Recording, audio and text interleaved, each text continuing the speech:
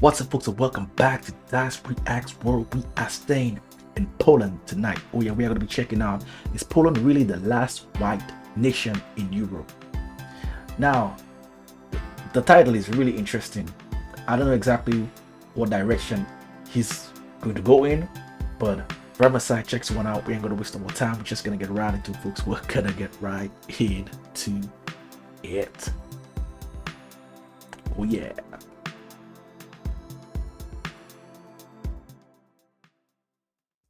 For decades, a phrase has echoed across Europe. Poland, the last white European country. It's a powerful idea, one that has been used to define a nation's identity and its place in a changing world. But is it a factual reality or a convenient myth? We're going to examine how Poland's demographic history has created a unique situation and why recent powerful forces are now challenging this long-held perception. The demographic reality of Poland today, with its overwhelming ethnic homogeneity, is not a simple fact of history. It's the direct and profound result of cataclysmic events in the 20th century. Before World War II, Poland was a vibrant, multi-ethnic country. Its population was a rich mosaic of different nationalities, including the largest Jewish community in Europe, as well as significant numbers of Ukrainians, Belarusians, and Germans. Really? This was a normal, well-established state of affairs. The Holocaust, however, systematically and tragically erased this diversity, annihilating millions of lives and fundamentally altering the nation's cultural and ethnic fabric. This was followed by the post-war redrawing of borders, which involved massive forced population transfers. Ethnic Germans were expelled from Poland's new Western territories, and ethnic Poles were relocated from the lands now incorporated into the Soviet Union. These events, driven by war and political decisions, created a country that was, for the first time in centuries, nearly ethnically uniform. The homogeneity that emerged was not a slow, natural evolution, but a sudden, violent consequence of war and geopolitical rearrangement. For many years, this demographic uniformity was largely preserved. Throughout the decades of communism, and even after its fall, Poland was a country of emigration rather than immigration. Young Poles sought economic opportunities in Western Europe, and this trend of outward migration reinforced the idea of Poland as a closed, culturally uniform nation. This long period of stability and relative isolation from major migration flows allowed the perception of Poland as the last white European country to solidify, becoming a common point of reference both within and outside its borders. The country was seen as a bulwark of a traditional European identity, untouched by the diversity and multiculturalism that was becoming a defining feature of Western nations. However, over the last decade, this reality has been fundamentally altered by new migration patterns. Poland's robust economy has turned it into a major destination for people seeking work and a better life. This is a dramatic reversal of the country's historical role as a source of emigration.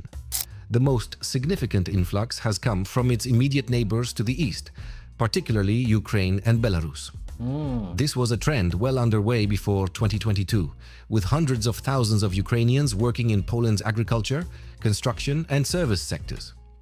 But the full-scale Russian invasion of Ukraine... Do you guys think the pandemic contributed to more migration or less migration? Or was it something that was already on the up and up? Or is it something that started after the pandemic, or a bit of both? Yeah, I just like that thought just came to mind there as he said that there. So this question is for the Poles, or those who have the information. I'm trying to figure out, when did the actual boom start? I know it could have been, like a natural growth, but I'm wondering if there was a spike after or before the pandemic. I'm just curious. Yeah. Ukraine accelerated this process to an unprecedented degree. Millions of Ukrainian refugees sought safety in Poland, and the country's population saw a sudden, massive increase in its non-Polish residents. This event alone has been the single most powerful factor in transforming Poland's demographic profile, introducing a new, large, and highly visible minority into its society. But the shift is not limited to Eastern Europe. Poland is also experiencing a growing, though smaller, wave of immigration from other parts of the world. People from Central and South Asia, the Middle East and Africa are increasingly choosing Poland as a destination for work, study and a new life. While these groups are not as numerous as the Ukrainian population, their presence in major Polish cities is a clear indicator that the country's demographic story is becoming more global and complex. I understand the Ukraine population, it has increased because of the current war and all those unrest going on at the moment. And I was more referring to countries that are way outside of, the vicinity of Poland, like what he mentioned, like South Africa and all those places. I more want to know about those countries, if there's an increase before or after. I'm just wondering. The once uniform streets of Polish cities are becoming more diverse, reflecting a new reality that challenges the old static perceptions. New communities are forming, new businesses are opening, and the long-standing notion of a single Polish identity is being expanded and redefined. The socio-cultural landscape is now a dynamic one, where traditions are meeting new influences.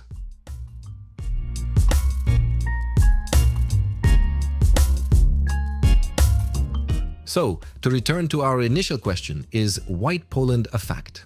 The answer is more nuanced than a simple yes or no.